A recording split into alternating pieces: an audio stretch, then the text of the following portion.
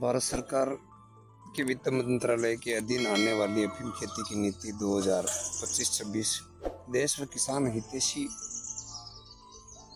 बने, क्योंकि देश किसानों का है। तो किसानों के देश में किसानों की खेती की नीति लागू होनी चाहिए। बहुत वर्षों से, कुछ वर्षों पहले तो हमारे संगठन को भी नारकोटिक्स अधिकारी सुझाव हेतु बुलाते थे। अभी कुछ समय से हमको नहीं बुला रहे हैं। नहीं बुला रहे तो वो उनका अपना लॉजिक होगा, उनकी मर्जी। लेकिन हम लोग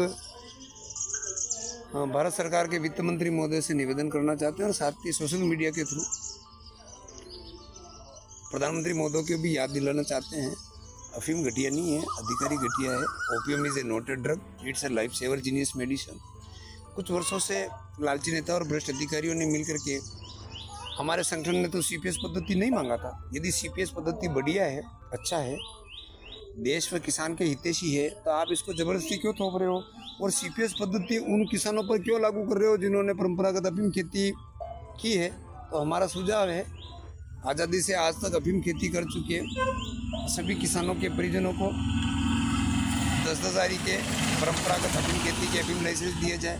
और जिन किसानों के परिजनों ने, जिस गांव में अफीम खेती होती है, जिन किसानों के परिजनों ने, उनके परिजनों ने कभी भी अफीम खेती नहीं की है, उनको सीपीएस पद्धति दे दिया जाए। मतलब आप अंग्रेजी लूट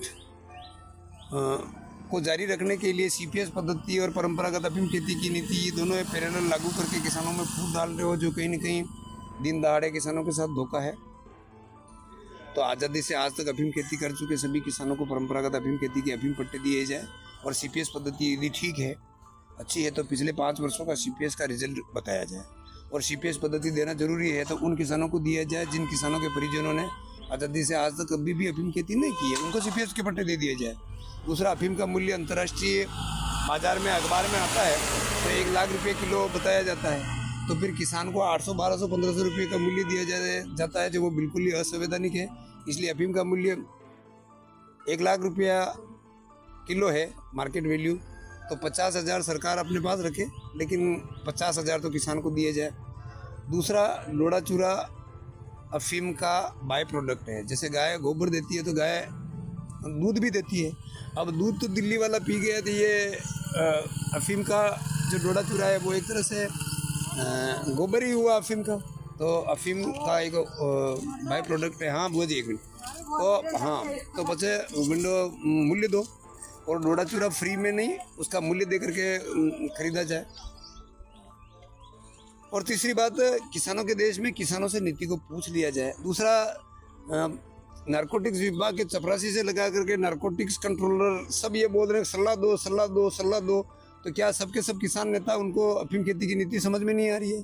क्या चपरासी से लगा करके नारकोटिक्स कंट्रोलर तक सब अपने आप को किसान का बेटा मानते हैं? तो नारकोटिक्स का भ्रष्टाचार उनको दिख नहीं रहा है। तो अफीम खेती की नीति भ्रष्टाचार मुक्त बनाने के लिए परंपरागत अफीम खेती कर चुके सभी किसानों को समान आरी के परंपरागत अफीम खेती के लाइसेंस दिए जाए।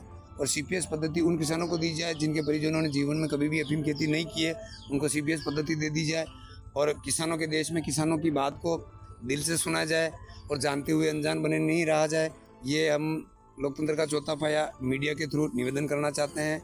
मैं 2008 से 2025 तक अफीम खेती से जुड़े किसान और किसान पुत्रों के साथ मांगीलाल मेघवाल बिलोट निवेदन कर रहा हूँ। हमारे राष्ट्रीय अध्यक्ष जो इस दुनिया में नहीं है, उनको मैं श्रद्धा सुमन अर्पित करते हुए मैं अपनी ओर से उनको श्रद्धा सुमन अर्पित करता हूँ नरसिंहदास जी वैरागी साहब का। और हमारे संगठन की ओर से ये डिमांड है, कृपया और लोड़ा चूरा का मूल्य दिया जाए। बिना पैसे की गोली असर नहीं करती है, मूल्य देकर के सरकार खरीदे। इसी आशा और विश्वास के साथ लोकतंत्र का चौथा पाया मीडिया के माध्यम से भारत सरकार वित्त मंत्री महोदय को प्रेषित। मांगीलाल मेघवाल बिलोट, किसान पुत्र शिक्षक संरक्षक, भारतीय अफीम किसान संघर्ष समिति, राजस्थान, मध्य प्रदेश, उत्तर प्रदेश। मेरा फ़ोन नंबर है 9929159539। एक नंबर और है 63 77 44 16 28।